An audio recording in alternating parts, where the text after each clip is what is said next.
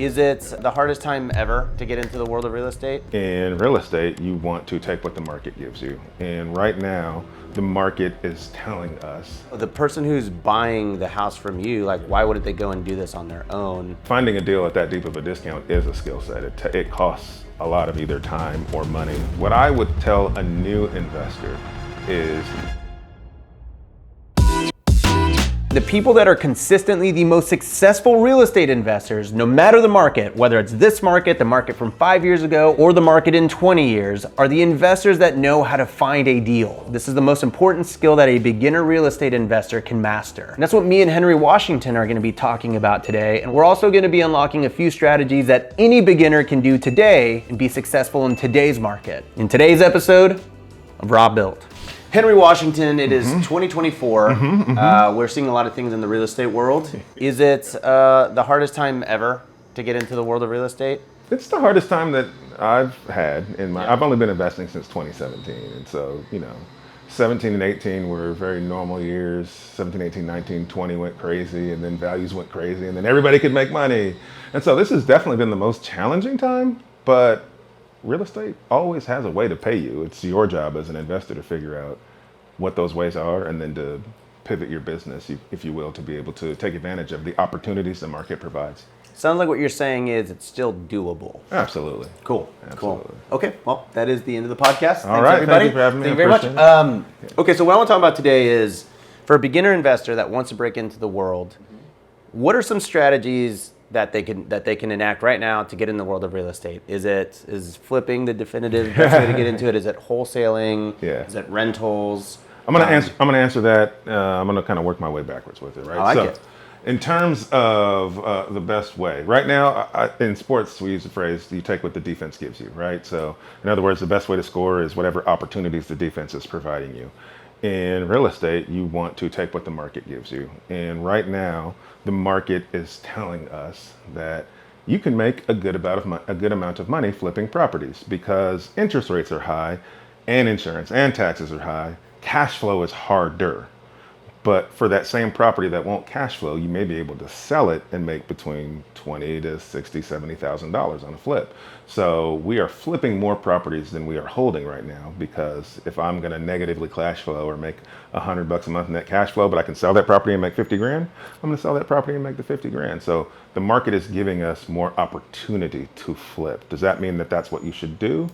That's going to depend on a lot of things. What I would tell a new investor is not to focus so much on what the exit strategy is that you want to deal with, but to focus more on the deal that you're trying to find, because the deal is the money and you want to be able to buy a good deal. So for me, I say, I know I want to buy properties at a 30 to 60% discount, about between 30 and 50% discount, right? So doing 50 cents on the dollar and 70 cents on the dollar, right? If I can buy them at that discount for my market, I know that I can monetize them multiple ways. I know that if I fix it and flip it, I can make money.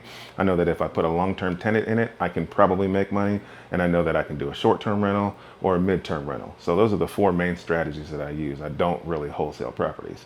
And so my goal isn't to find a flip or to find a mid-term rental. My goal is to find a property that I'm buying at that level of a discount, and then I will monetize that property in the way that the market tells me that's best and compared to what my business is and needs. In other words, I might buy a single family home and then think, well, if I sell this property, I can make between 50 or 60 grand. I have contractors available and I don't need cash right now. And so if I don't need cash right now and I've got contractors available, I'm gonna flip that property because that keeps my contractors busy and I'm gonna make the most money. But if I buy that good deal and I'm in a place where I need cash sooner than later and I've got contractors tied up, I may look to wholetail that property so that I don't have to renovate it. I can stick it on the market and sell it. I'll make less money than if I flip it, but I'll get the money faster.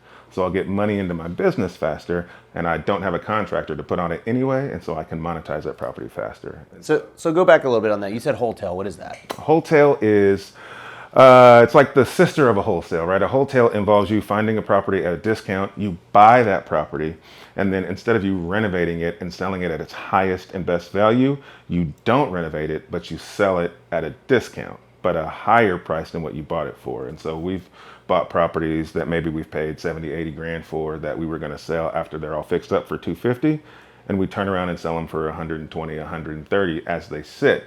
And then a retail buyer can come and buy that property and then fix it up themselves and add their own value to it and live in that property. And it's a win for everybody in that scenario because you're making a little bit of money. A retail buyer's buying a property that has equity in it from day one. That's almost impossible to find for retail buyers. And you're offering a home at a price point where a lot of buyers are priced out of the market because you're typically offering a home under the normal price for an average single family home for a starter. Yeah, Wholetail. I know. Well, I had a very successful Wholetail in Houston, Texas, about a year and a half ago, and I'm still working through that one. It's supposed to be the fastest $20,000 I ever made in my real estate career. And 1 year later, I'm about to put $90,000 into it to make 20 grand. So, yeah. I know I'm familiar. Nailed it. Okay, so Wholetail, I do want to talk about that a little bit because this seems like a niche where people, it seems almost less risky than flipping, but maybe I'm just uninformed. With the flip, you have to put all the money in and get it up and running, and then you have to sell it and hopefully make a profit. Wholetailing feels like you can kind of skirt by without having to dump so much money into the project. Can you talk about some of the nuances on how you evaluate those deals? Yeah, absolutely. Not every deal you buy will work as a wholetail. Sure. The whole concept of a wholetail is typically you have to buy a cosmetic rehab because for you to turn around and sell it to a retail buyer, they're typically going to be using an FHA or a conventional loan or a VA loan. And if they're using any type of government loan, then there's minimum standards that home has to meet in order for the lender to be able to fund that loan. And so it's got to be livable. It doesn't have to be updated. It just has to be livable, meaning there has to be all floor coverings, all the mechanicals need to be working.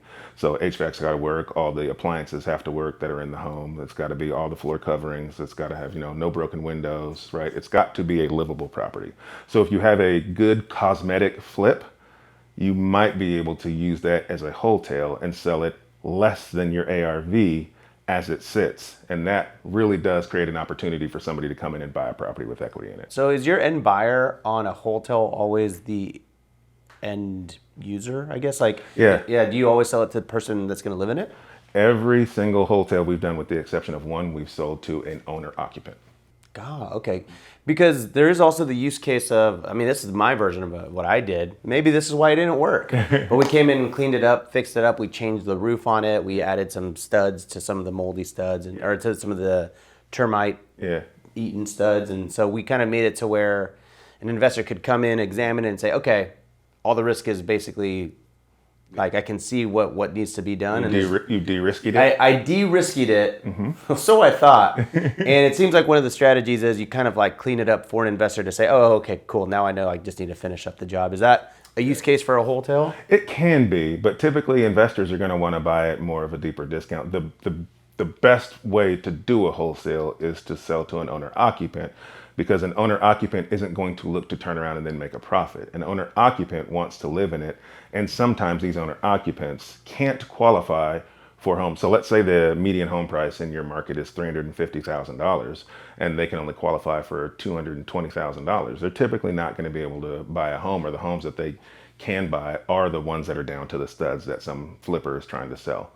This is where you're able to offer a property at less than the median home value that somebody who probably can't qualify for a livable home now can, and they can add their own finishes to it. Yeah, they're happy just to get it. They're happy to get it, and they get to make it their own, and they get equity from day one to do it. So I think the question people usually ask in this moment is why wouldn't they just do this themselves? Is the idea that most end buyers don't have seller?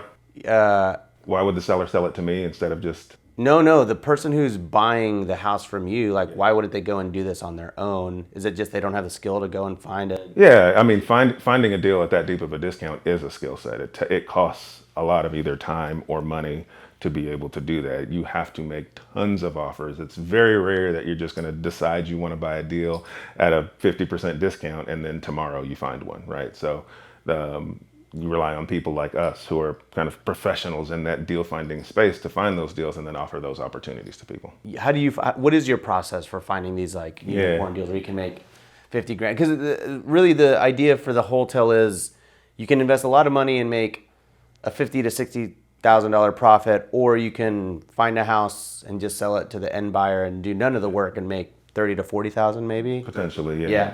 Depending on what that spread is. Yeah. So how we find our deals. So first and foremost, there's a million ways to find deals. Everybody's heard of them at some point, right? You can do direct mail, or do cold calls, or hire cold callers, or knock on doors, or text messages. There's all these different ways. You can reach out to agents and make offers on the market. The truth of the matter is they all work. You have to find the strategy that works for you where you are in your business. The catch to finding deals is it costs something. It's either going to cost you money because you're going to have to spend money to send mail, or you're going to have to spend money to hire cold callers, or you're going to have to spend money to do a text message campaign, or you're going to have to spend your time. Making offers on MLS deals is free. It doesn't cost you anything, but it does cost you time. And if you're going to do it in a way that's going to sustainably generate leads for you consistently, it's going to take you a lot of time.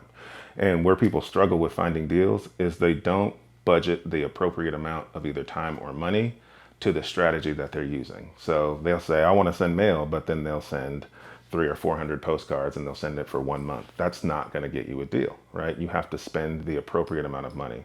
Or they'll say, I want to make MLS offers, and they'll make 1 offer a week or 2 offers a month, and in 6 months they haven't found a deal. Well, they've only made a few offers, right? You've got to spend the appropriate amount of time in order to let that strategy work. And so it's more about taking an inventory, like have a realistic inventory. How much time do you have to spend on finding deals? How much money do you have to spend on finding deals? And then pick the strategy that your budget can afford to pay for. And then you just do that strategy, because the cool part about real estate is it worked long before you or I invested in real estate.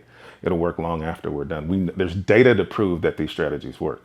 So take your budget and then go research those strategies and figure out, with the budget I have, this seems like the most profit. This is a strategy that's going to help me reach the most people. And then you employ that strategy until it works. And then once you make some money, then you take some money from that deal and you put it into your deal finding or marketing strategy, because now you have money to fund your marketing, and then you can just repeat that.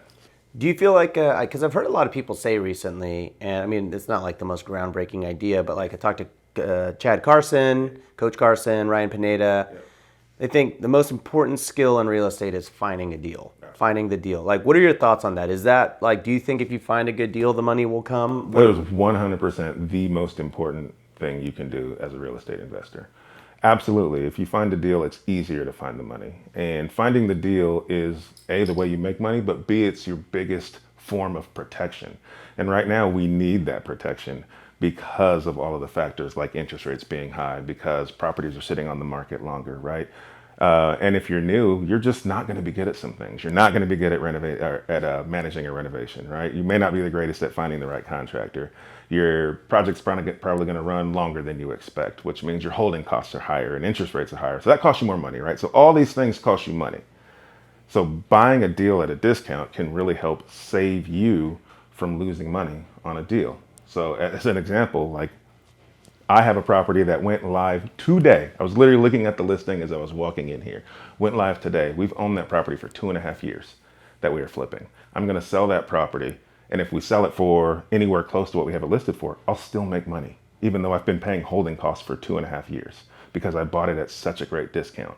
Because I bought that property at a discount, it's saving my butt right now. Got it. Why? What was the story on that one? Well, story.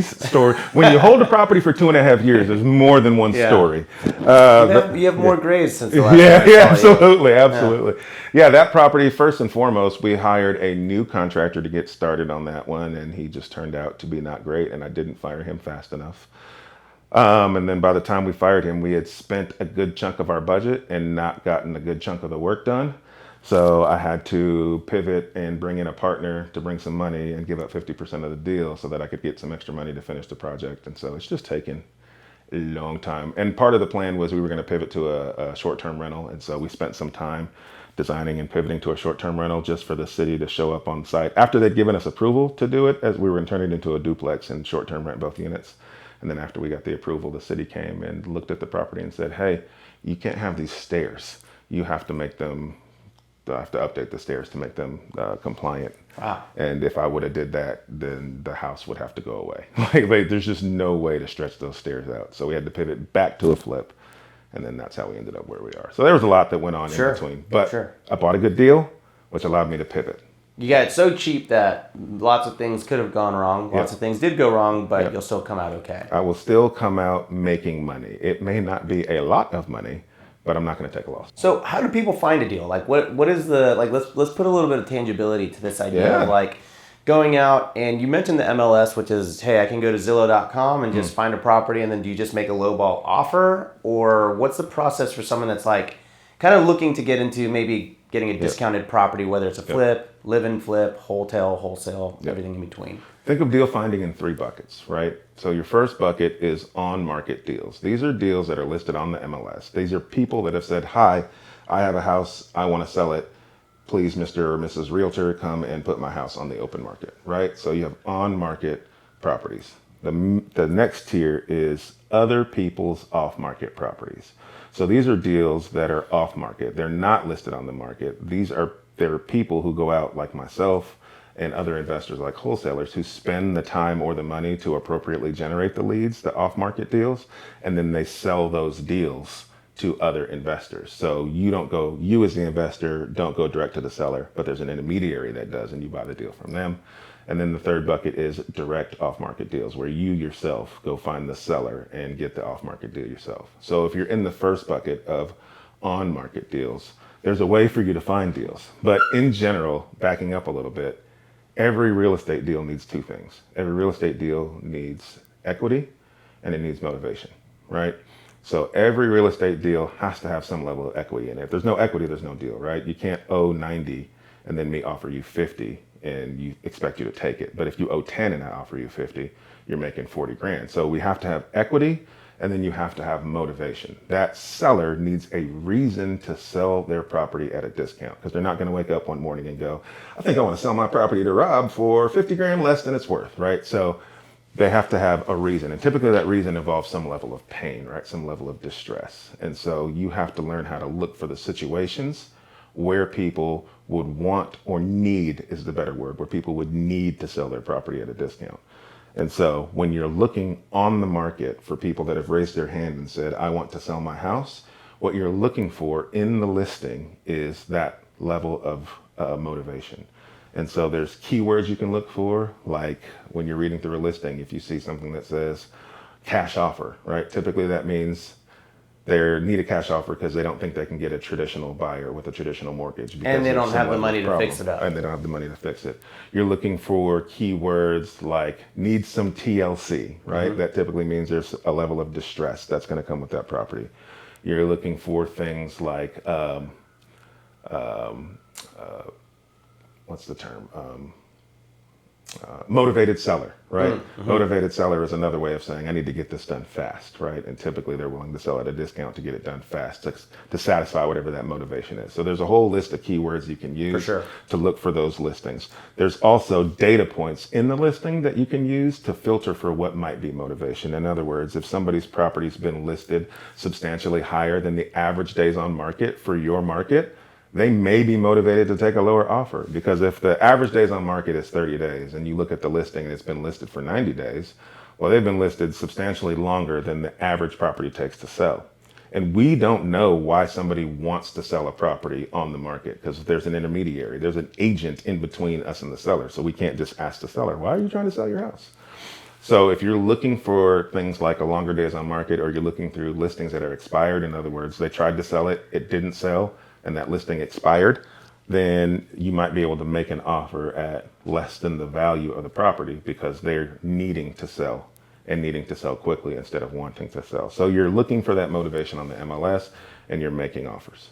Yeah. I mean, we do that a lot in the creative finance side too. Like you're typing in seller financing, motivated, cash offers, because oftentimes they just don't have the time, or they don't have the ability to pay for those repairs. And it takes a different skill set to sell those properties. And some agents just aren't equipped or don't have the Rolodex of people who would want to buy those particular properties. Like the buyer for that property is probably different than your traditional buyer for a property. And if that agent doesn't have those connections, those properties tend to sit. And so that's like an achievable way for someone to get a deal, is go filter out on Zillow or on Redfin. It is, if you do it in the right amount of volume. So what happens is people will typically set all these filters, And then after they set their filters, they get a list of properties. And what they do is they'll go through the list of properties and they'll look for the ones that they like, right? They might get a list of 30 properties. And we already know all 30 properties fit your criteria because you filtered the criteria on the front side. So now I'm looking at 30 properties that fit my criteria. And then what they do is they go through and they look for the houses that they like or the houses that are listed cheap enough that they think that they might accept an offer close to what they need. And so of those 30 properties, they maybe narrow it down to 1 to 5. And then of those 1 to 5, they may make 1 to 3 offers, right? And if you do that, that's not nearly enough offers for you to make in order for you to actually get a deal. If you do that for the next 6 months, you still probably won't get a deal. What most people need to do is to spend the appropriate amount of time to analyze all 30 properties because we know they already fit your buy box.